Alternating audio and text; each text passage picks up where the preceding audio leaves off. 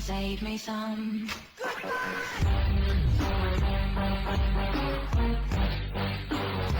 Hello, my friends. How you doing today? I am doing well, and I hope you are also. Listen, I do. I really hope you're doing well. I hope you're having a peaceful day. I hope you're having a happy day.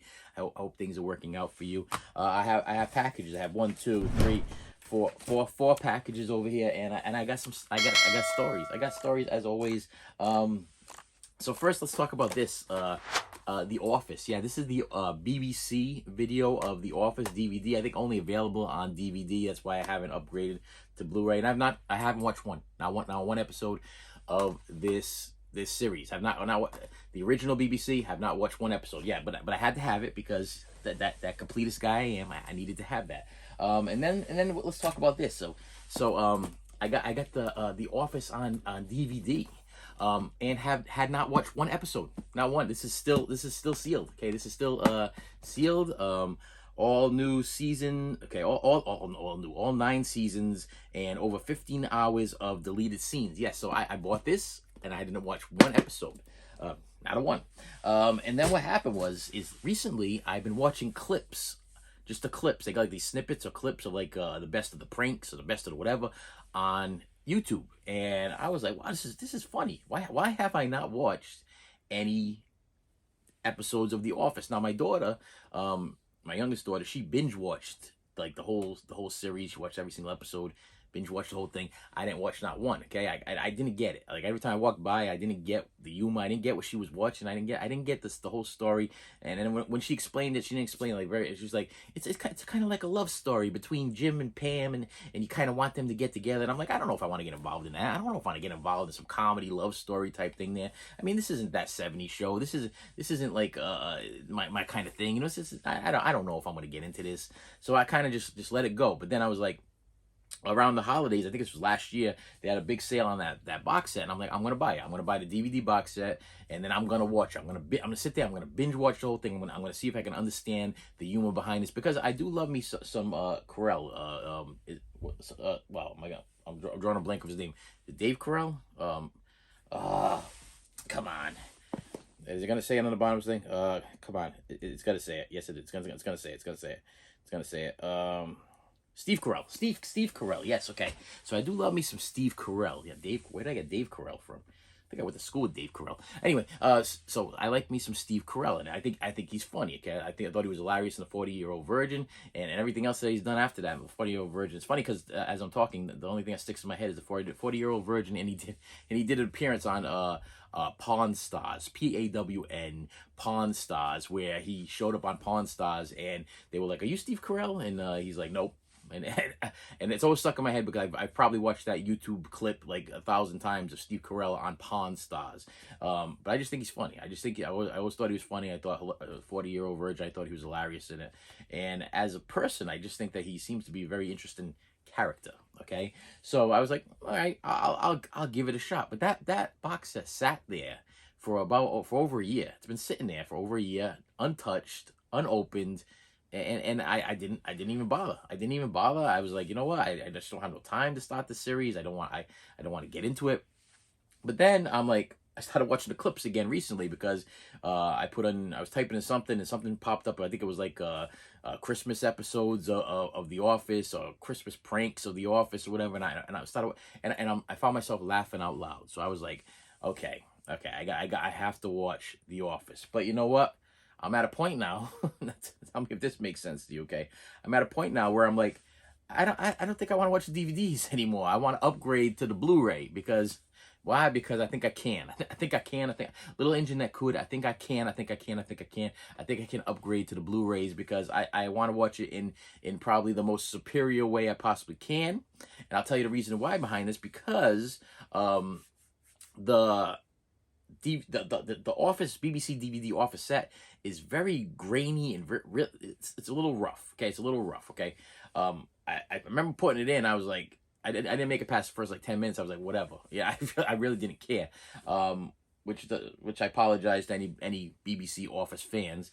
I know that the first season, I think, of the regular Office was actually taken right from that Office thing. But if you're an Office fan, you know what I'm talking about. So I was like, I don't want to watch the DVDs. I don't want to watch the DVDs. I don't even want to open the box set. I just feel like I should just buy the buy the Blu-rays. I feel like I need to upgrade to the Blu-rays and just buy the Blu-ray set. The problem is The Office, I guess, is a iconic series. I mean, it's selling. I mean, if you go to Target, it's like $140, $130, whatever it is for The Office. So I was like, what should I do?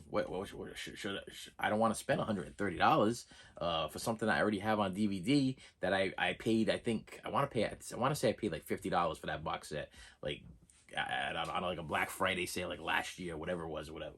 So I'm like, I don't want to pay that kind of price. But I was searching through Macari, and there was a guy in Macari that had a set factory sealed on Blu-ray, and he was asking like $80 for the thing, and I was like, Blu-ray box set, $80. Is that a good price? I'm not sure. But I pulled the trigger on the box. So yeah, I didn't even get it. It doesn't even have a hype sticker like the other one. Doesn't say but it is, it was factory sealed. I did put in the first. Let me see if I can pull this thing out. Like it even matters anyway. I did. Of course, I'm not gonna be able to pull out the first one. I did put in the first one, and I did binge watch the whole complete first season so far, and yeah, it was as enjoyable as I thought it was gonna be. There's some funny stuff going on in this franchise. Yeah, so yeah, I did a little strange upgrading. I upgraded from something that I probably that was never opened. Now, am I gonna sell my other Office on eBay or on the store? Am I gonna sell it on the store? Am I gonna put it on my Instagram store and sell it and not and no. The reason why I'm not going to is because I kind of made the mistake one time. Well, I didn't make a mistake. I almost made a mistake. Friends. They released Friends on Blu-ray, and I already had Friends on DVD. I had the whole series on DVD, and then I guess what they did is they lost the rights to the scores, to the music, or some scenes or some. They lost the rights to something from DVD to Blu-ray. So I don't know if this is going to be the same situation. And so I boxed up my friend's DVDs, which have the original scores, original songs, original whatever. And I have my Blu-ray box up there in case I want to throw in some Friends. I got this little convenient small box that's not taking up a lot of real estate on my wall. But I don't know if this is the same situation with this. I don't know if the DVDs of The Office have different stuff that's not on the Blu-rays, because for some reason they lose their I mean, everything is exactly the same on the top and the bottom, so it's probably the same.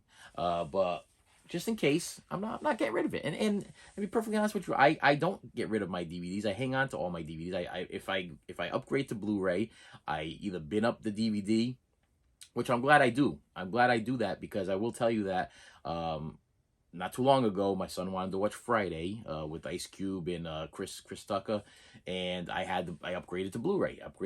But unfortunately, they did not release the Blu-ray of the original movie. The Blu-ray was actually the director's cut, and the director's cut wasn't that good. It was the comedy of the director's cut was too long and drawn out. It had too much stuff in it. It had unnecessary stuff, and it made it not as funny as the DVD. So I'm glad I hung on to my DVD. The only problem I had was I binned up the DVD, and I couldn't figure out what bin I put the DVD in. So I ended up going on eBay and purchasing another DVD for like $3 or whatever. So now I have 2 copies of Friday floating around somewhere on DVD.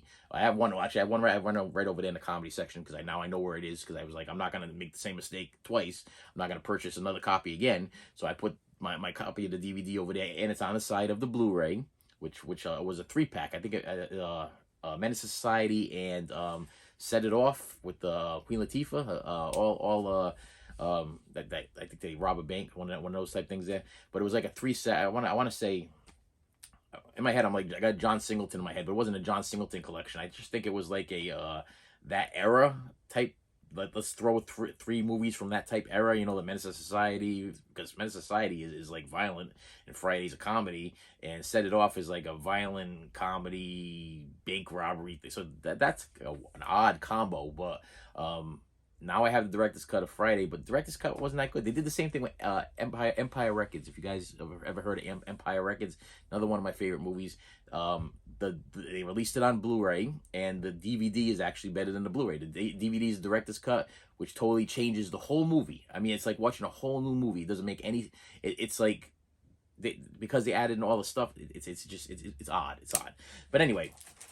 And I got some pickups. Let's get these pickups out of the way here.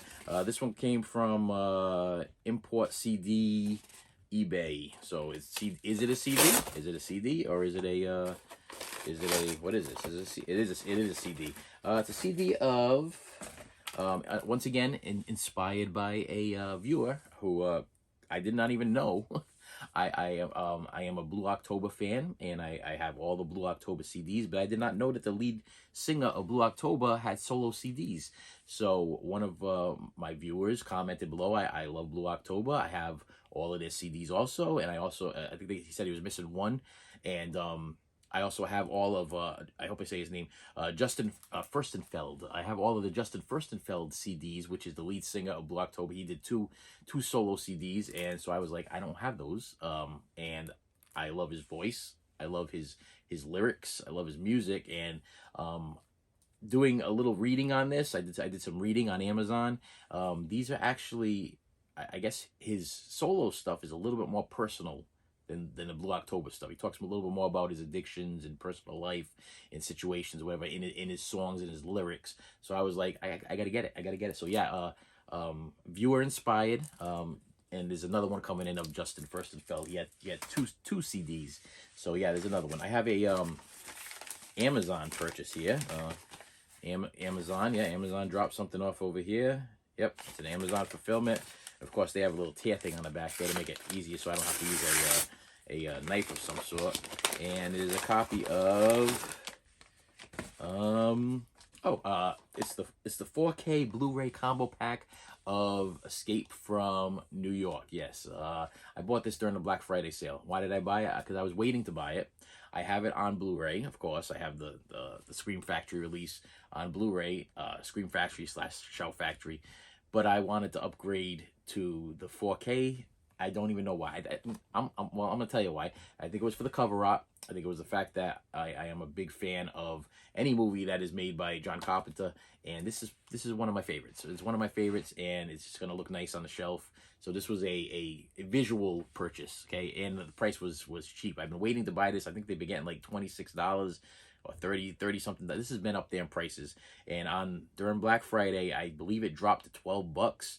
And I was like, now's the time to buy. For $12, now it's time to buy. Because, like I said, this isn't really a upgrade for me because I have the Blu-ray. Don't care about the 4K. It doesn't come with a digital code for me to give away.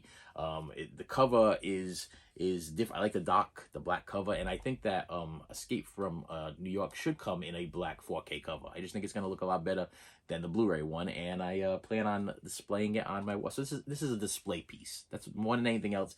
I'm almost 100% sure I'm not even going to open this. I'm going to just display it on the side of the Blu-ray, and that's why I purchased that. And it was during the Black Friday sale. It was one of those things that I think I had to put 3 or 4 things in my cart in order to get the $25, so I get free shipping, and that's what happened there. Next one I have here is from Smith. Just Smith. I didn't even know you could do that. I didn't know.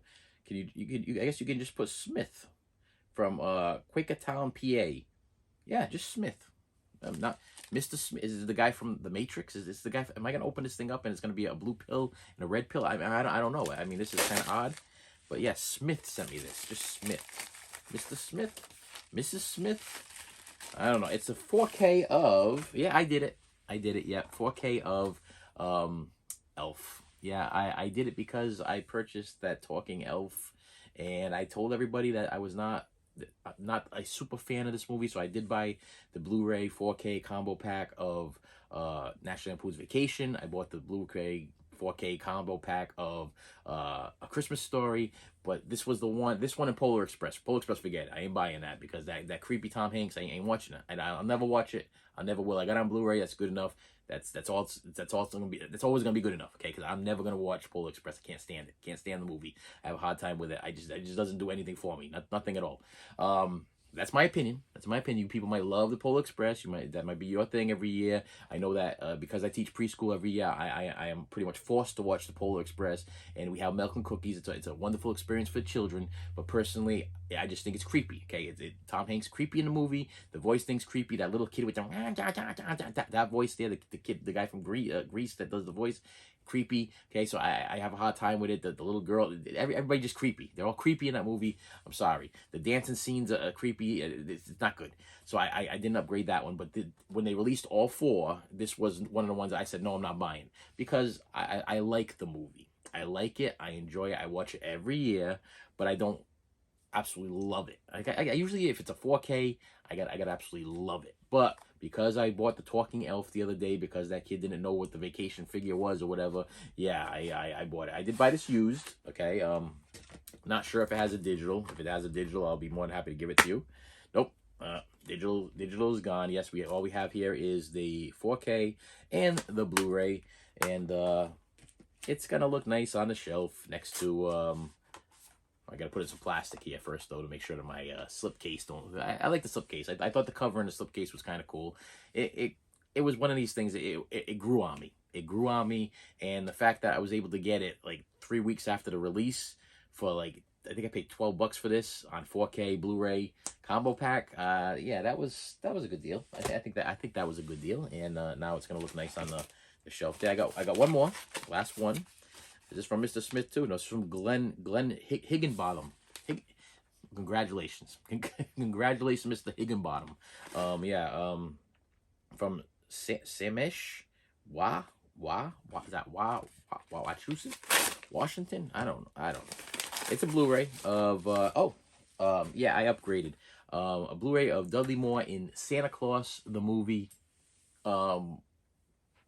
When I did my Christmas movie classic things, I told you guys I was waiting for this to come in. I wanted to upgrade this because it's one of my childhood. It's not one of my favorite Christmas movies, but it's a little piece of my childhood. My aunt took me to go see this movie when I was just a little tyke or whatever, and I like Dudley Moore as an elf, and I just thought the storyline behind this is really good. The acting is not that great. I mean, even though it has some Jonathan Lithgow and it's got some Dudley Moore, the child acting. Okay, sometimes I have some hard time with child acting. Sometimes children they just pull it off or they don't pull it off. Well, the children in this movie, they didn't pull it off. Okay, the adults did a great job, but the children, what's going on here? What's going on here? Oh man!